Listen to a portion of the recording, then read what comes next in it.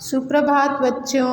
कक्षा 7वीं सामान्य हिंदी का पाठ 3 उपहार मैं आपको समझाने जा रही हूँ।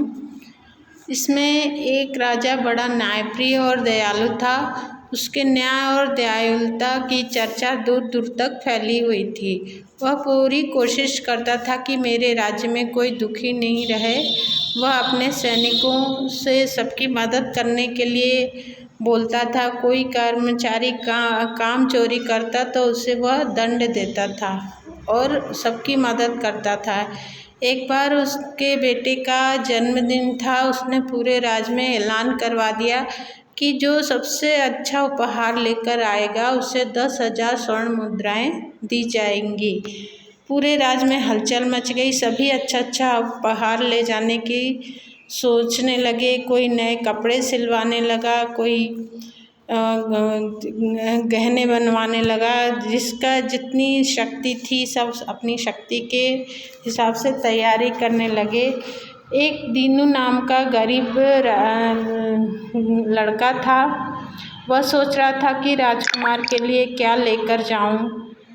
उसके घर में कुछ भी नहीं था। उस आटे के सिवा कुछ भी नहीं था। उसने अपनी पत्नी से बोला कि इस आटे की रोटियां बना दो।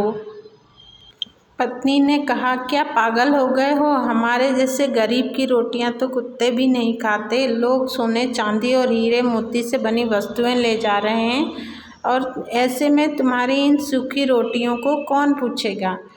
दीनू ने कहा, अरे भाग्यवान, यह तो मैं भी समझता हूँ, लेकिन मुझे राजा और राजकुमार के दर्शन करना है, आलीशान महल देखना है, तो इसी बहाने मैं सब कुछ जाकर वहाँ देख लूँगा।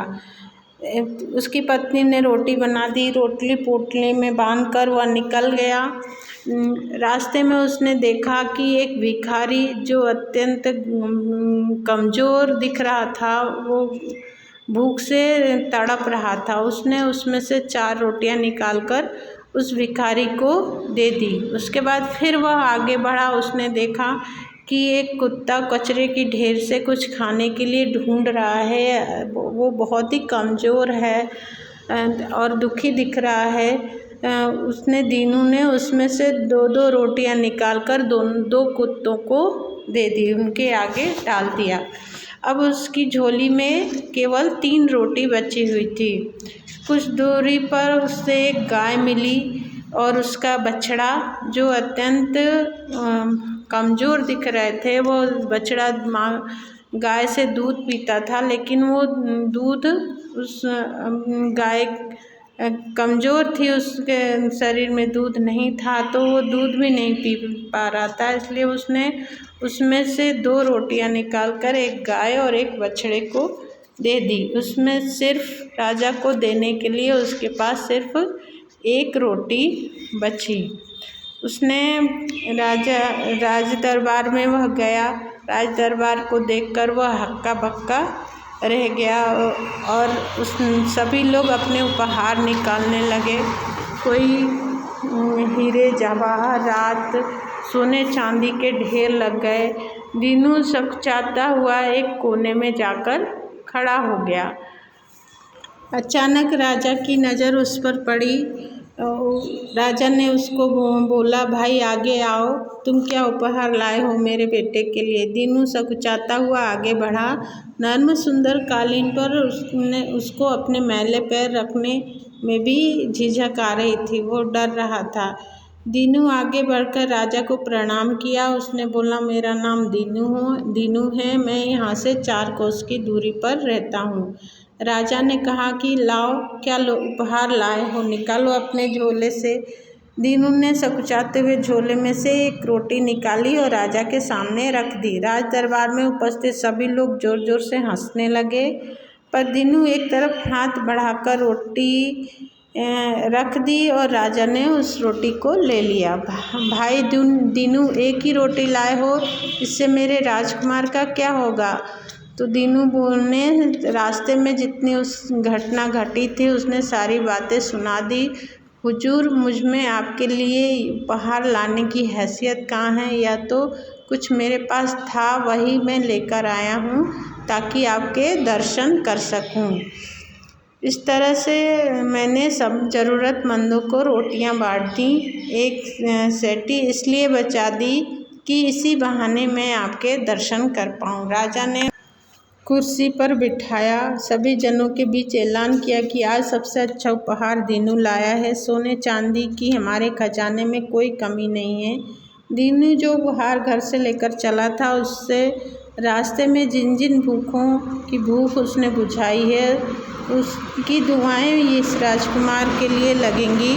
10,000 स्वर्ण मुद्राएं दीनू को दी जाती हैं। साथ ही जीवन भर के लिए इसका परिवार का भरण पोषण राजकोष से किया जाएगा। इससे राजाज्ञा समझा जाए। इसे 10 एकड़ जमीन भी दी जाती है, जिस पर वह खेती करके ज़रूरतमंद लोगों को रोटी पहुंचा सकेगा। सभी ये निर्णय सुनकर आश्चर्यचकित रह गए। इसके बाद अनुभव विस्तार में वस्तुनिष्ठ प्रश्न दिया हुआ है। पहला प्रश्न, सही जोड़ी बनाइए। राजा, न्यायप्रिय, जन्मदिन, उपहार, भव्य, राजमहल, सेठ, साहूकार। ये सही जोड़ी का उत्तर है। ख है, दिए गए शब्दों में से उपयुक्त शब्द चुनकर रिक्त स्थान की पूर्ति कीजिए।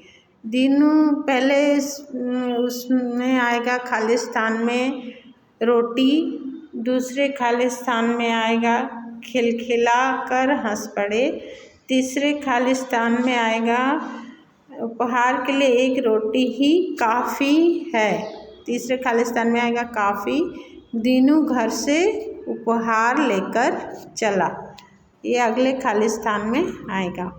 अब अगला प्रश्न है अति लघुत्तरी प्रश्न। पहला प्रश्न है, राजा का स्वभाव कैसा था? इसका उत्तर, राजा दयालु और न्यायप्रिय था।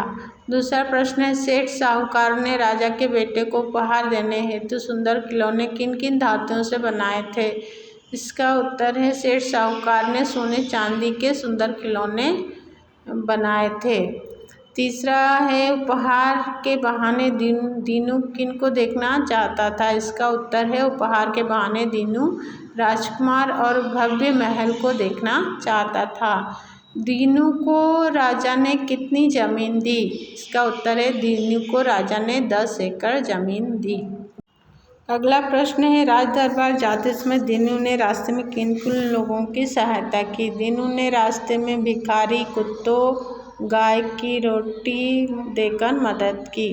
अब अगला लघु उत्तरी प्रश्न, ज़रूरतमंदों की सहायता न मिलने पर राजा क्या करता था? इसका उत्तर है, कभी कभी उसे लगता था कि मेरे कर्मचारी कामचोर हो रहे हैं या ज़रूरतमंद की सहायता नहीं पहुंचा रहे हैं, तो खुद कोई न कोई युक्ति भिड़ाकर रास्ता निकाल लेता था। अगला प्रश्न है, दीनू राज दरबार में जाकर आश्चर्यचकित क्यों हो गया? इसका उत्तर है, राज दरबार में पहुंचकर वह हक्का बक्का रह गया। वहाँ की भव्यता देखकर उसे अपने कपड़ों और अपनी रोटी पर शर्म आने लगी। बड़े बड़े लोग सुंदर उपहार लाए थे। राजाज्ञा क्या थी? इसका उत्तर है, राजाज्ञा थी कि 10,000 स्वर्ण मुद्राएं दीनू को दी जाती है। साथ ही जीवन भर के लिए उसका परिवार का भरण पोषण राजकोष से होगा। इसे राजाज्ञा समझा जाए। इसे 10 एकड़ जमीन भी दी जाए, जिस पर वह खेती करे और ज़रूरतमंद लोगों को रोटी दे। दीनू का उपहार सबसे अच्छा क्यों घोषित किया गया? राजा ने उसे कुर्सी पर बिठाया और सभी जनों के बीच ऐलान किया कि आज सबसे अच्छा उपहार दीनू लाया है। सोने चांदी की हमारे खजाने में कोई कमी नहीं है। दीनू जो उपहार घर से लेकर चला था, उसे रास्ते में जिन जिन को भूख लगी थी, सबकी उसने भूख बुझाई। उसकी दुआएं भी राजकुमार के लिए लाया है, अतः दीनू का उपहार सबसे अच्छा घोषित किया गया। अब अगला है भाषा की बात। लिखित शब्दों को शुद्ध उच्चारण कीजिए। इसे उच्चारण करना है, केवल बोलना है, इसे कॉपी में लिखना नहीं है। उसके बाद है निम्नलिखित शब्दों की वर्तनी शुद्ध कीजिए। इसका उत्तर आपको आपके स्क्रीन पर दिया गया है।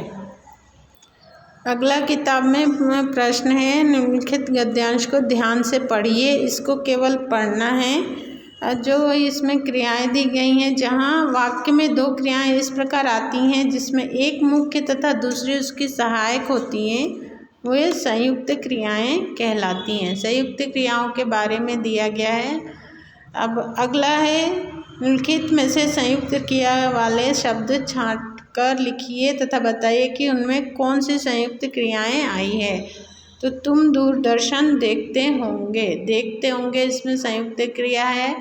दूसरे में शीला पढ़ती है, इसमें पढ़ती है संयुक्त क्रिया है। उसका नाम प्रदीप है, नाम प्रदीप है, ये संयुक्त क्रिया है।